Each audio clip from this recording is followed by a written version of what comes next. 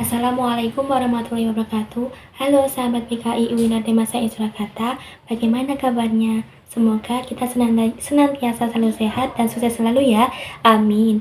Di video kali ini saya akan menjelaskan sedikit tentang pemahaman saya mengenai salah satu judul buku yang telah saya baca, yaitu Dinamika Perkembangan Remaja, yang telah diterbitkan oleh Ikatan Psikologi Perkembangan Indonesia. Di video ini, saya akan membahas salah satu tema dari buku tersebut yang berjudul Waspada Nomofobia pada Kalangan Remaja, yang telah ditulis oleh Dr. Selviana MSI Psikolog dari Institusi Fakultas Psikologi Universitas Persada Indonesia YAI. Untuk bentuk fisik bukunya, seperti ini ya teman-teman, ini tampak depan, dan ini tampak belakang.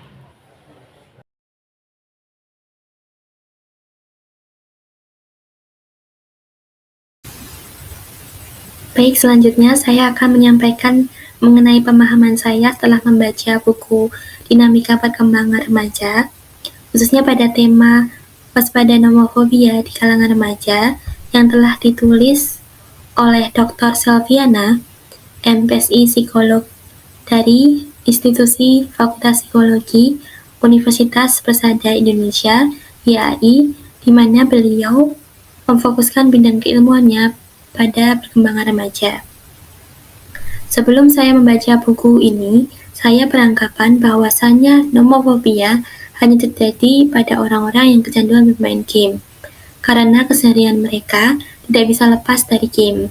Akan tetapi, setelah saya membaca buku Dinamika Perkembangan Remaja pada tema Waspada Nomofobia di Kalangan Remaja, serta melihat fenomena yang berada di sekitar saya, ternyata nomofobia juga dapat terjadi kepada siapapun, terutama pada kalangan remaja saat ini yang seringkali menggunakan smartphone-nya, baik itu untuk bermain game, melihat hiburan, bermain berbagai media sosial, berbelanja online, dan aktivitas online lainnya yang dapat menyita waktu atau dalam kesehariannya tidak bisa lepas dari pandangan smartphone sedikitpun.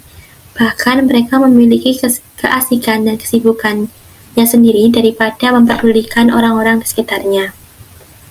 Namun setelah saya membaca buku ini, saya mendapat pemahaman baru bahwa pada saat ini kalangan remaja merupakan pengguna jejaring sosial terbesar di Indonesia yang dapat memberikan dampak positif maupun dampak negatif.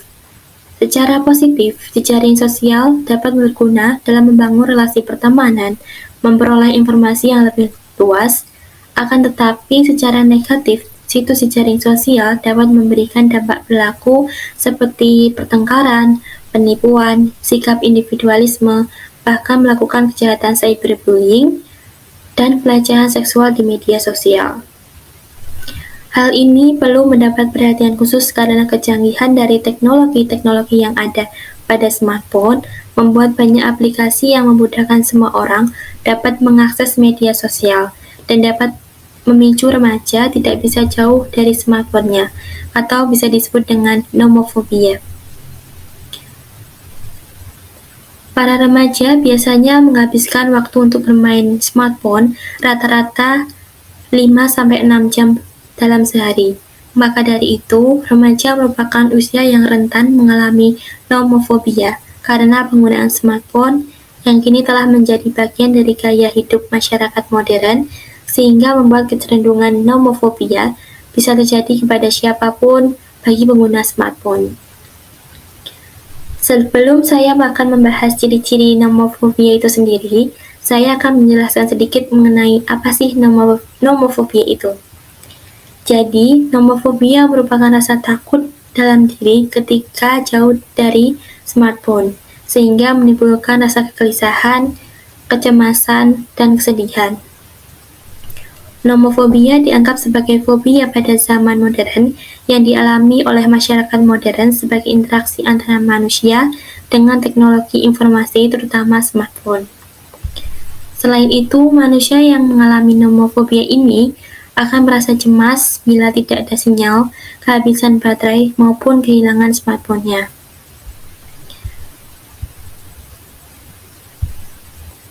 Nah, ini adalah ciri-ciri individu yang terkena nomofobia. Yang pertama, ia akan menghabiskan banyak waktu dalam menggunakan smartphone. Yang kedua, ia memiliki lebih dari satu smartphone dan selalu membawa chargernya kemana-mana. Yang ketiga, merasa cemas dan gelisah ketika smartphone-nya tidak ada di dekatnya. Yang keempat, merasa tidak nyaman bila terjadi gangguan sinyal, baterai lemah, bahkan menghindari tempat yang melarang menggunakan smartphone. Kemudian yang kelima, selalu melihat dan mengecek layar smartphone untuk mencari tahu pesan atau panggilan yang masuk. Yang keenam, selalu siap sedia 24 jam bersama smartphone-nya dan tidak pernah mematikan smartphone-nya. Yang ketujuh, kurang nyaman apabila berkomunikasi secara langsung dan tatap muka. Ia lebih senang berkomunikasi lewat media sosial. Yang kedelapan, bersedia mengeluarkan biaya yang besar agar selalu dapat menggunakan smartphone. Seperti contohnya, dapat membeli dan memakaikan kuota internet yang melebihi batas.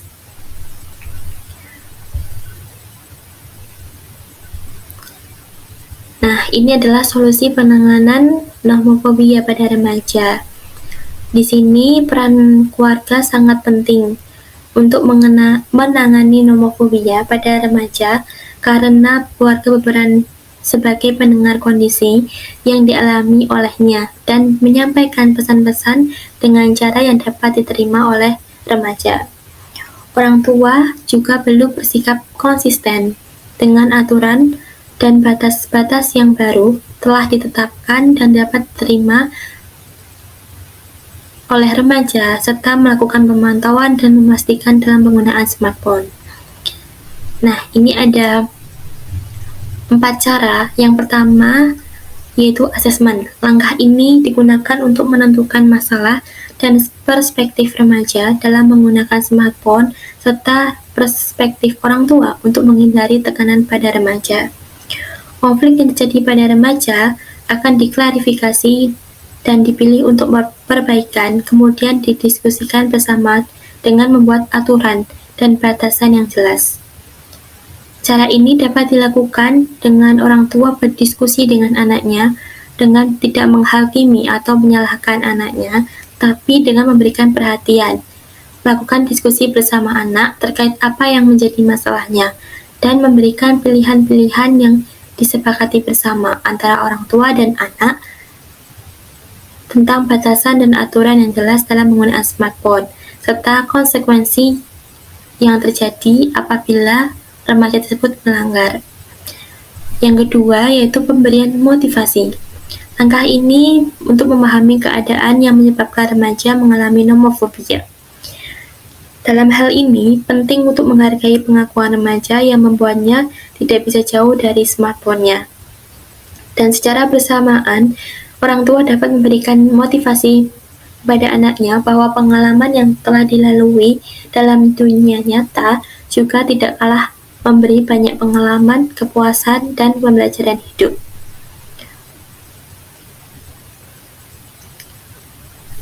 Seperti interaksi dengan orang sekitarnya, merupakan hal penting yang harus selalu diupayakan untuk menjaga keharmonisan hubungan yang baik serta mendukung pemanfaatan teknologi untuk dapat mencapai tujuan yang lebih positif. Kemudian yang ketiga yaitu mengeksplorasi. Langkah ini mendorong untuk eksplorasi lebih mendalam tentang penyebab remaja menjadi nomofobia. Dalam hal ini, orang tua dan anak dapat bertukar pikiran, memberikan nasihat dan saran yang terbaik dengan cara mengakui kesalahan masing-masing, saling memberikan perhatian, kasih sayang yang lebih, serta bersepakat untuk memperbaiki dalam komunikasi antara orang tua dan anak, termasuk untuk upaya mengurangi nomofobia pada remaja. Kemudian yang keempat yaitu stabilisasi dan pemberian penghargaan atau reward. Langkah ini sudah mulai terjadi adanya perubahan pada remaja.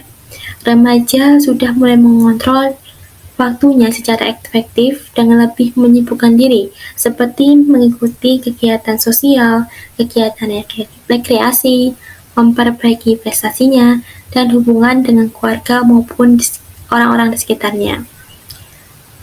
Nah, meskipun perubahan yang terjadi terkadang masih kecil dan sedikit demi sedikit, namun tidak ada salahnya untuk terus memotivasi dan memberikan penghargaan atau reward bila ia berhasil mencapai salah satu targetnya. Maka dari pemahaman yang telah saya sampaikan tadi mengenai nomofobia di dalam buku Dinamika Perkembangan Remaja, dapat disimpulkan bahwa adanya nomofobia ini menjadi suatu keadaan krisis bagi remaja yang dapat merusak penerus generasi kemajuan bangsa di masa depan. Karena di Indonesia masih seringkali terjadi kesalahan dalam memanfaatkan teknologi seperti internet dan smartphone-nya. Mereka justru lebih asyik menghabiskan waktu luangnya dengan hanya bermain game, berbelanja online, dan melakukan aktivitas online lainnya yang tidak bermanfaat, sehingga dapat berpotensi membuat remaja mengalami nomofobia.